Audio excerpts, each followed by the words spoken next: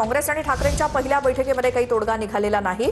ठाकरेंचं शिष्टमंडळ आणि काँग्रेसच्या नेत्यांची बैठक जी गांधी भवनामध्ये सुरू होती ती आता संपलेली आहे। मात्र या पहिल्या बैठकीमध्ये कोणताही तोडगा निघालेला नाही।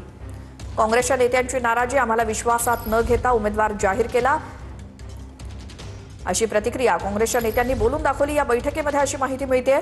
ठाकरेंचे देखील काही नेते या बैठकीला उपस्थित होते। ठाकरेंकडून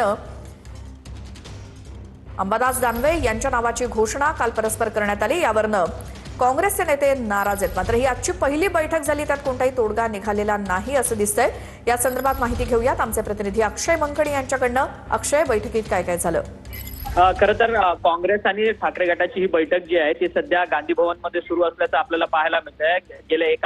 गेल्या अर्धा तासाहून अधिक वेळ झालेला ही संपूर्ण बैठक सुरू होऊन आणि काँग्रेस अद्याप देखील आपला विधान परिषदेसाठी उमेदवार देण्यावरती ठाम असल्याचं पाहायला मिळतंय। कारण की काँग्रेसला विश्वासात कोणत्या पद्धतीने घेतलं जात नाही आणि काँग्रेसला विश्वासात न घेता मोबियाचे निर्णय जे आहेत ते परस्पर जाहीर केले जातात, अशा पद्धतीची नाराजी जी आहे ती काँग्रेसच्या नेत्यांनी या संपूर्ण बैठकीत मांडली गेलेली असल्याचं आपल्याला पाहायला मिळतं। खरं तर विधान परिषदेचा अवघी एक जागा जी आहे ती मोबियाकडे आहे। आणि बिलकुल अक्षय, धन्यवाद या सगळ्या माहितीसाठी।